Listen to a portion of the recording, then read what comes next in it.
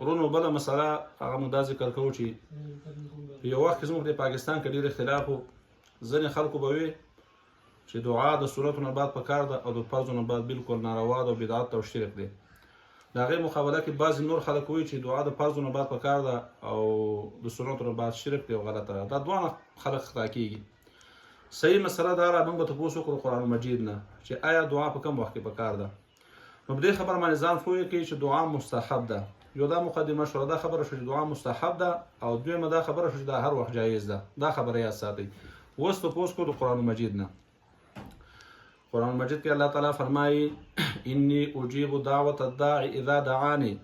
الله تعالی فرمایي زه قبلوم دعا کوونکی چې کله زمانه دعا غواړي، اذا دعانی چې کوم وخت زمانه دعا غواړي. الله وخت یاد کړی دی، فرض او سنت نه یاد کړي. که فرض نه بعد غواړي هم ټیک ده، کو سنت نه بعد غواړي هم ټیک ده، کو د شپې کو د ورځې په هر وخت کې شي الله وایي اذا راځي د عموم د زمانې لپاره. هر وخت کې ته دعا غواړي نو دا الله تعالی قبلې ټیم الله تعالی خاص نه ذکر کړي. نو کوم خلک چې یو ټیم پورې خاص کوي او لازمي کوي دا خبره غلطه ده. که دوام په یو خبره باندې کوي چې همیشه د فرض نه بعد کې همیشه د سنت نه بعد کې هغه ټیک ده، خو داسې مه وایه چې دا ټیک ده او دا په دې ټیم کې غلطه ده او په دې ټیم کې ټیک ده.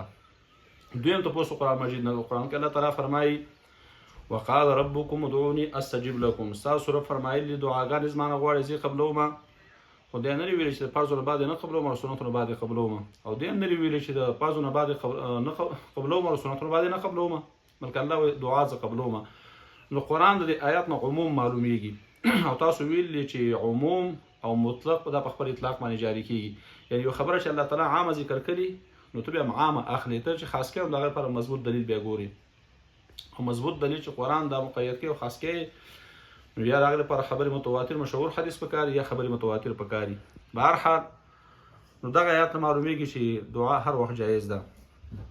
دریم نمبره وإذا سألك عني عبادي فإني قریب. ای د الله تعالی پیغمبره چې کله زما بندګان زما نه سوال کوي نو ته وایې چې زه نږدې یم، چې زما نه سوال کوي الله وایي زه نږدې یم. نو ټیم الله تعالی نه یاد کړی نو دې نه معلومیږي چې دعا هر وخت جایز ده. اوس د فرضو نه بعد پکار ده که سنتو نه بعد پکار ده. نو مسله دا ده چې محققین علما فرمایي چې جایز خو دواړه ده، که څوک سنتو نه بعد کوي که فرضو نه بعد یې کوي، خو بهتره دا زیات علما وایي دا سنتو نه بعد ده، خو لازمي بیا نه ګڼي، بهتره ده. د هغې لپاره مختلف دلایل دي. یو دلیل الله تعالی فرمایي نبی علیه الصلاة والسلام ته فاذا فرغت فانصب والى ربک فرغب. فاذا فرغت کله چې ته فارغ شې د الله تعالی پیغمبر دعوت او تبلیغ نه د دین د خدمت نه فانصب ځان ستړی کړه په عبادت کې والى ربک فرغب او خپل رب ته رجوع وکړه. نو دلته عبادت مخکې بیان کړه، دعا وروسته بیان کړه. نو بهتره به دا چې عمل کله ختم شي د هغې نه بعد دعا کوي نو دا بهتره. دویم اشارتاً دا معلومیږي چې د هر عمل نه وروسته دعا بهتره ده. لکه موږ مخکې بیان وکړه ابراهیم علیه السلام چې کله کعبه جوړه کړه نو وروسته دعا وکړه. نو د عمل نه وروسته د دې نه معلومیږي چې د سنتو نه یا د نفل نه بعد دعا د بهتره ده. درېیمه هدایه کې وایي والسنة فی الادعیة تأخیرها عن الصلوات. سنت په دعاګانو کې دا راشي چې دا د منځونو نه بعد وکړی شي. د سنت او نفل هم دا منځونه دي. بحر الرایق کې وایي والسنة عندنا مقدمة على الدعاء. د احناف په نسبت باندې سنت مخکې په دعا باندې. نور لیزا کې وایي القیام الى السنة متصلا بالفرض مسنون.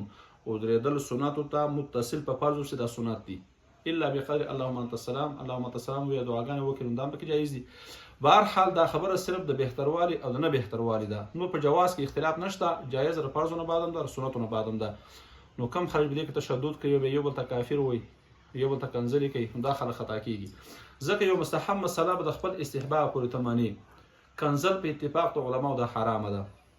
قرآن کې الله فرمایي ولا تصبوا الذين يدعون من دون الله فيسبوا الله عدوا بغیر علم.